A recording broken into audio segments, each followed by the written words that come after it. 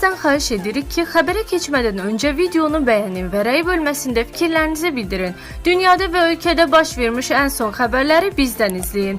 Bunun üçün kanala abunə olmağı və bildiriş simvolunu açmağı unutmayın. İndidən təşəkkürlər. Salam dəyərli izləyicilər. Günün ən son və ən aktual xəbərləri ilə qarşınızdayıq. Təbibdə aparılan yoxlamalar ciddi nəticələr ortaya çıxardı. 9 nəfər vəzifəsindən uzaqlaşdırıldı. İyun ayında pensiya alan vətəndaşlarla bağlı vacib açıqlama verildi. Ödənişlərlə bağlı yeni detallar məlum oldu. Eyni zamanda Azərbaycanda yeni cərimələrin tətbiqini nəzərdə tutan dəyişikliklər parlamentdə təsdiqləndi. Rusiyadan isə Avropaya sərt mesaj göndərilib. Dmitri Medvedevin son addımı beynəlxalq gündəmdə geniş müzakirələrə səbəb olub. Bütün təfərrüatlar videomuzda.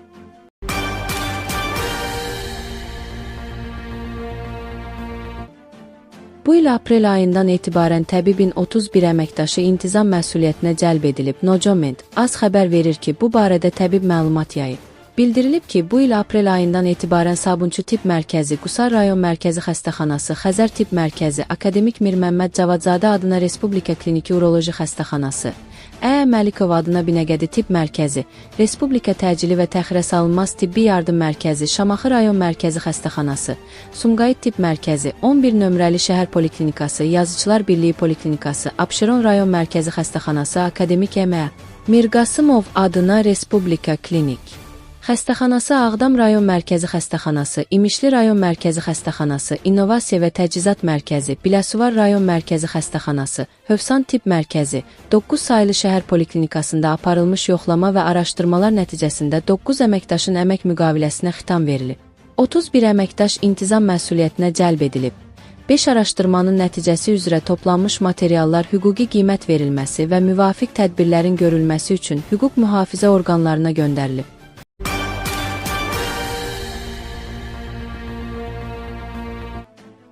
Əmək və Əhalinin Sosial Müdafiəsi Nazirliyinin tabeliyində fəaliyyət göstərən Dövlət Sosial Müdafiə Fondu tərəfindən iyunun 12-də Bakı və Sumqayıt şəhərləri, həmçinin Abşeron rayonu üzrə iyun ayının pensiyalarının ödənilməsi nəzərdə tutulub. Nojoment az xəbər verir ki, güzəştli şərtlərlə pensiya almaq hüququ olan şəxslərin pensiyaları da bu ay müəyyən edilmiş qrafikə uyğun şəkildə ödəniləcək.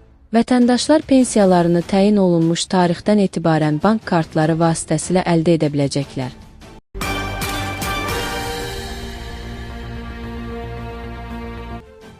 Azərbaycanda yeni cərimələr müəyyənləşir. Oxu az xəbər verir ki, sözü gedən məsələ Milli Məclisin bugünkü plenar iclasında müzakirəyə çıxarılan İnzibati Xətalar Məcəlləsinə təklif olunan dəyişiklik layihəsində əksini tapıb. Layihəyə əsasən tibbi müayinə, tibbi yoxlama haqqında rəyə əsasən narkoloji xəstə olan şəxslə siyahısı müvafiq icra hakimiyyəti orqanının müəyyən etdiyi orqan, qurum tərəfindən müəyyən edilən narkoloji xəstələr üçün fəaliyyət məhdudiyyəti nəzərdə tutulmuş peşə növlərinə və vəzifələrə işə qəbul edilməsi ilə bağlı əmək müqaviləsinin bağlanılmasına və ya əmək münasibətlərinin davam etdirilməsinə görə vəzifəli şəxslər 3000 manat məbləğində cərimə ediləcəklər. Həmçinin əmək məcəlləsində nəzərdə tutulmuş hallarda işçinin sağlamlığı haqqında tibbi arayış, habelə narkoloji xəstələr üçün fəaliyyət məhdudiyyəti nəzərdə tutulmuş peşə növlərinə və vəzifələrə işə qəbul edilərkən tibbi müayinə, tibbi yoxlama haqqında rəy olmadan işçinin müvafiq peşə və ya vəzifəyə işə qəbul edilməsinə görə vəzifəli şəxslər 1000 manat məbləğində cərimə olunacaqlar. Barəsində məlumatlandırma icraatı tətbiq edilən kolların kəsilməsi barədə yalan və ya təhrif olunmuş məlumatın verilməsinə görə fiziki şəxslər 500 manat miqdarında, vəzifəli şəxslər 3000 manat miqdarında, hüquqi şəxslər 5000 manat miqdarında cərimə ediləcəklər.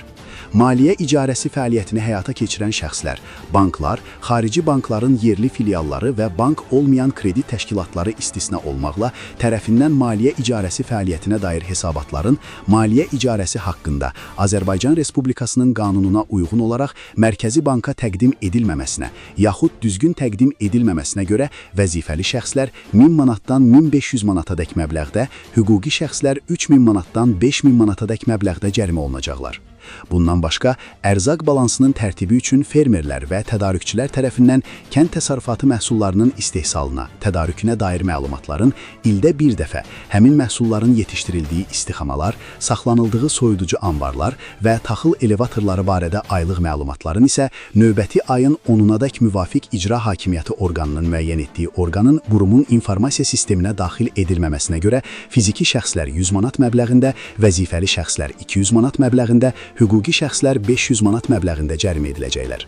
Müvafiq icra hakimiyyəti orqanının müəyyən etdiyi orqanın qurumun formalaşdırdığı qaydada müəyyən edilmiş məhsullara dair məlumatların ildə bir dəfə verilən yazılı sorğuya əsasən ərzaq məhsullarının istehsalı, emalı, saxlanılması, idxalı, ixracı və satışı sahəsində fəaliyyət göstərən subyektlər tərəfindən 15 iş günü müddətində təqdim edilməməsinə görə vəzifəli şəxslər 200 manat məbləğində, hüquqi şəxslər 500 manat məbləğində cərimə olunacaqlar. Həmçinin inzibati xətanın inzibati tənbih almış şəxs tərəfindən inzibati tənbih vermə haqqında qərar qüvvəyə mindiyi gündən bir il ərzində təkrar törədilməsinə görə fiziki şəxslərin 200 manat, vəzifəli şəxslərin 400 manat, hüquqi şəxslərin 1000 manat məbləğində cərimə edilməsi nəzərdə tutulur. İnzibati xətaları törətmiş şəxs həmin xətaların törədilməsinə səbəb olan halları 10 iş günü müddətində aradan qaldırdıqda inzibati məsuliyyətdən azad olunur. Həmçinin inzibati xətaların törədilməsinə görə inzibati tənbih almış şəxs tərəfindən inzibati tənbih vermə haqqında qərar qüvvəyə mindiyi gündən həmin xətaların törədilməsinə səbəb olan hallar 10 iş günü ərzində aradan qaldırılmalıdır. Bu müddət ərzində şəxs həmin əməlin törədilməsinə görə təkrarən inzibati məsuliyyətə cəlb olunmur. Layihə müzakirə olunduqdan sonra 3-cü oxunuşda qəbul edilib.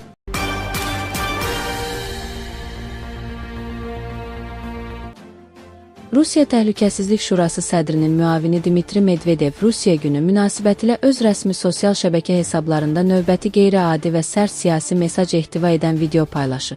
O, Qərb dünyasını hədəf alan bu paylaşımı ilə növbəti dəfə diqqətləri üzərinə çəkib. Nojoment az xarici mediaya istinadən xəbər verir ki, Medvedevin paylaşdığı və süni intellekt ağ vasitəsilə hazırlanan qısametrajlı videoda onun Avropa İttifaqının aparıcı liderlərinin portretlərini kağız doğrayan maşına ataraq məhv etdiyi əks olunub. Rusiya rəsmisi videonun rəsmi şərh bölməsində bu sözləri yazıb.